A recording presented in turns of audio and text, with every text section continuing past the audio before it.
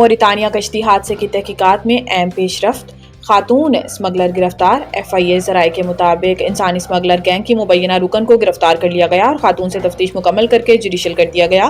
ذرائع نے بتایا ہے کہ ملزمہ نے تفتیش کے دوران اپنے اور بیٹوں کے انسانی اسمگلنگ میں ملوث ہونے کا اعتراف کیا۔ ملزمہ اپنے 3 بیٹوں کے ساتھ لوگوں کو بیرون ممالک بھیجنے کا کام کرتی تھی، جبکہ ملزمہ کا بیٹا خاور 10 افراد کو لے کر کیریئر کے طور پر سینیگال گیا۔ FIA ذرائع کے مطابق ملزم خاور اس سے قبل اپریل 2024 میں بھی سینیگال گیا تھا۔ ملزمہ کا ایک بیٹا حسن اٹلی میں ہے اور دوسرا بیٹا فرحان واقعے کے بعد سے مفرور ہے۔ ملزمہ کو ایک روز قبل گجرات کے نواحی گاؤں جھوڑا سے گرفتار کیا گیا۔ ملزمہ کے موبائل اور بینک اکاؤنٹ تفصیلات بھی حاصل کر لی گئی ہیں۔ یاد رہے کہ جمعرات کو افریقی ملک موریتانیہ سے غیر قانونی طور پر اسپین جانے والوں کی کشتی کو حادثہ پیش آیا، جس کے نتیجے میں 44 پاکستانیوں سمیت 50 تارکین وطن ہلاک ہو گئے۔ ریکارڈنگ منصوبے کی راہ میں حائل ایک اور رکاوٹ ختم، جلد سعودی عرب سے معاہدے کا امکان۔ ایک اور متعلقہ پیش رفت میں ریکارڈنگ منصوبے کو نظر ثانی شدہ قیمت کا تخمینہ مکمل کر لیا گیا اور دونوں فریق منصوبوں کی باریکیوں کو حتمی شکل دینے کے مرحلے میں ہے۔ سعودی عرب پہلے مرحلے میں ریکارڈنگ منصوبے میں 10% حصص حاصل کرے گا اور مستقبل میں اپنے حصص بڑھا سکتا ہے۔ ریکارڈنگ کی تکمیل کی راہ میں ایک بڑی رکاوٹ کو خوش اسلوبی سے حل کیا گیا، کیونکہ سعودی عرب مشینری کی خریداری کے لیے غیر ملکی زر مبادلہ کے استعمال کے لیے پاکستان سے باہر بینک اکاؤنٹ رکھنا چاہتا ہے۔ ممکنہ معاہدے کے حوالے سے جاری مذاکرات سے واقف ایک اعلی اہلکار نے بتایا ہے کہ اب دونوں فریقین نے اس بات پر اتفاق کیا ہے کہ غیر ملکی زر مبادلہ پاکستان میں لایا جائے گا اور اس سلسلے میں ایک وسیع معاہدہ طے پائے گا۔ ریکارڈنگ مائننگ کمپنی RMDC کو بلوچستان کے لیے لیویز کی بھرتی اور ادائیگی کے طریقہ کار کی ذمہ داری دی گئی ہے۔ IMF نے پاکستان کی معاشی شرح نمو کا ہدف 3.2 سے کم کر کے 3% کر دیا۔ IMF نے ورلڈ اکنامک آؤٹ لک جاری کر دیا، جس میں عالمی مالیاتی فنڈ نے رواں مالی سال کے لیے پاکستان کے معاشی شرح نمو کے تخمینے پر نظر ثانی کرتے ہوئے اسے 3.2% سے کم کر کے 3% کر دیا۔ IMF نے رواں مالی سال پاکستان کی معاشی شرح نمو کا ہدف حاصل نہ ہونے کا تخمینہ لگایا، تاہم گزشتہ سال کے مقابلے میں معاشی شرح نمو میں اضافے کی پیشگوئی بھی کی گئی ہے۔ IMF نے آئندہ مالی سال معاشی شرح نمو 4% رہنے کی پیشگوئی کی، جبکہ گزشتہ مالی سال معاشی شرح نمو 2.5% تھی۔ IMF کا کہنا ہے کہ رواں مالی سال پاکستان کی معاشی شرح نمو 3% رہنے کا امکان ہے، جبکہ پاکستان نے رواں مالی سال کے لیے معاشی شرح نمو کا ہدف 3.6% مقرر کر رکھا ہے۔ اکتوبر 2024 میں IMF نے رواں مالی سال کے لیے پاکستان کے معاشی شرح نمو کا تخمینہ 3.2% لگایا تھا۔ گیس کی خریداری اور فروخت میں سوئی گیس کمپنیوں کا اجارہ داری ختم۔ پیٹرولیم ڈویژن نے اس کے نفاذ کے فریم ورک کے اعلامیہ جاری کر دیا، جس کے مطابق تھرڈ پارٹی نجی شعبہ کو گیس کی فروخت کی اجازت دے دی گئی ہے اور ایکنگ نے اس کی ایک حد کی توسیع کر دی ہے کہ 100 ملین مکعب فٹ گیس پرائیویٹ کمپنیاں ایک سال میں فروخت کر سکیں گی۔ اس پالیسی کے تحت تلاش و پیداوار کمپنیوں کی ترمیم شدہ پالیسی کا سالانہ بنیادوں پر جائزہ لیا جائے گا، تاکہ اس شعبے میں $5 ارب کی سرمایہ کاری کا راستہ ہموار کیا جا سکے۔ کونسل آف کامن انٹرسٹ 26 جنوری 2024 کو ترمیم شدہ 2012 کی پالیسی کی منظوری دے چکی ہے، تاکہ تلاش و پیداوار کی کمپنیوں کا حق ہوگا کہ وہ اپنی پائپ لائن کا 35% حصہ تھرڈ پارٹی کو فروخت کر سکیں، جس کے پاس اوگرا لائسنس ہوگا۔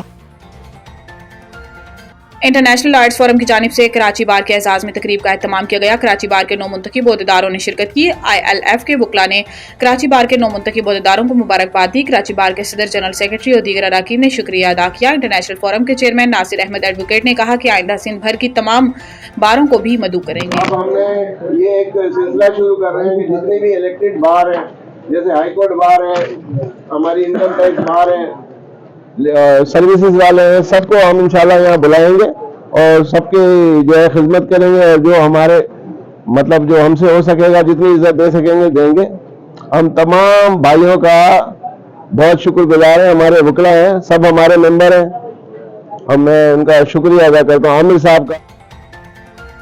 انٹرنیشنل لائرز فورم ILO کی جانب سے کراچی بار ایسوسی ایشن کے 9 منتخب اراکین کے اعزاز میں تقریب کا انعقاد کیا گیا۔ 9 منتخب صدر عامر نواز وڑائچ، سیکرٹری رحمان کورائی سمیت ممبران مینجمنٹ کمیٹی، نائب صدر، لائبریرین اور خزانچی سمیت دیگر اراکین کا ILF ممبران نے استقبال کیا اور پھولوں کی پتیاں نچھاور کی۔ اس موقع پر بیرسٹر سید جعفر عباس جعفری نے معزز مہمانوں کو خوش آمدید کہا، جبکہ ILF کے چیئرمین ناصر احمد ایڈوکیٹ نے اپنے خطاب میں کہا کہ آئندہ ٹیکس بار، NIRC، کسٹم کا ایونٹ سمیت سندھ بھر کی بارز ایسوسی ایشنز کے منتخب اراکین کے اعزاز میں بھی تقریبات منعقد کی جائیں گی۔ کراچی بار کے صدر عامر نواز وڑائچ نے اپنے خطاب کے دوران ILF کے ممبران کا شکریہ ادا کرتے ہوئے وکلاء کے مابین مزید تعاون کی اہمیت پر زور دیا۔ اس کے اندر بلا نسل، مذہب، ہر طرح کے وکلاء جو ہے وہ اس کے اندر شامل ہیں۔ इंटरनेशनल लाइन फॉर्म जो है वो जूनियर लाइन्स की उनका फिर मकदम करें और फिर उनको ये भी रिमाइंड कराएं कि अब आपने वेलफेयर के लिए काम करना है। ये हमारा साथ है। मैं इस चीज़ पे पूरी कैबिनेट की तरफ से जाकिर बलूच साहब मेरे साथ है, मेरे साथ रियासतुल साहब है, सदारत आमिर नवाज बड़ाई साहब की हम यहाँ पर मौजूद हैं, कुछ दोस्त और आ रहे हैं। तो मैं आप सबका शुक्रिया अदा करता हूँ पूरी कैबिनेट की तरफ से, और मजीद सदर साहब इंशाल्लाह इस चीज़ पर रोशनी डालेंगे।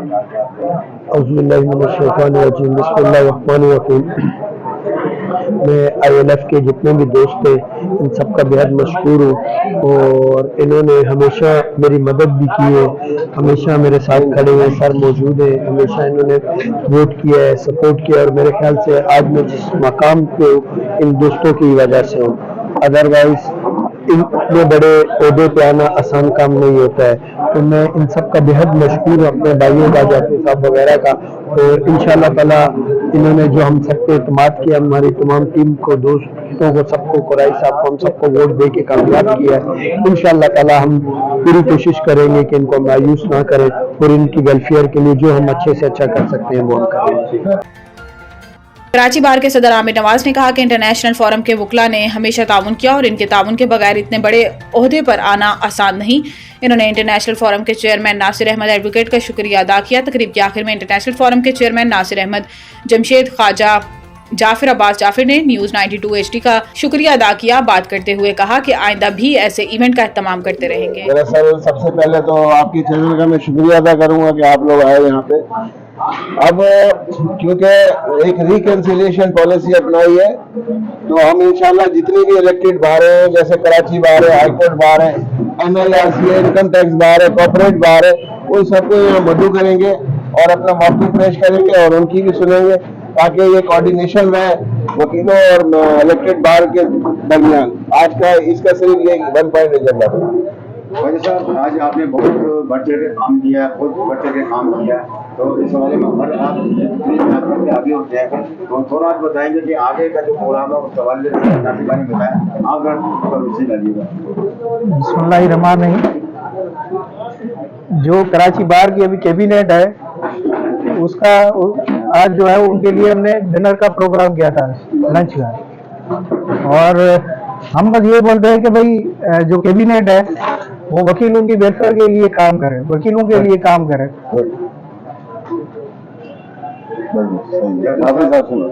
आप बैरिस्टर हैं और कराची बार को आज आपने दावत दी है, और हम तमाम है और उन्होंने बात किया, तो अब आगे का जो प्रोग्राम आपने जो मुरतब किया है तो उसके बारे में बताइए।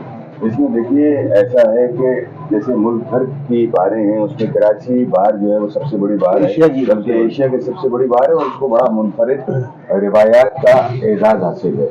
अब तकरीब आज की जो थी वो हमने 9 मुंतखब जो कामयाब उम्मीदवार थे हलफ बर्दारी के बाद, उनको हमने वेलकम किया, ताकि अमली तौर पे हम वकील एक दूसरे को जान सके और उनके मसाइल हल कर सके। ये असल इसका बुनियादी मकसद था कि खाली इलेक्शन तक का एक नहीं है, या इलेक्शन जीतने के बाद वो अपने घर में बैठे और फिर हम अपने मसाइल के शिकार रहे, नहीं, ये कोऑर्डिनेशन इंशाल्लाह आने वाले वक्तों में भी जारी रहेगा इंशाल्लाह।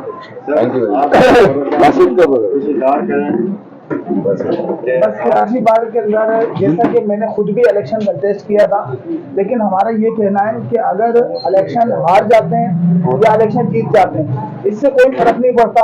ये सिर्फ एक मतलब दोस्तों का इलेक्शन होता है, मामला होते हैं। अब जो भी इलेक्शन के अंदर जीते हैं हम उनको दिल की गहराइयों से कबूल करते हैं।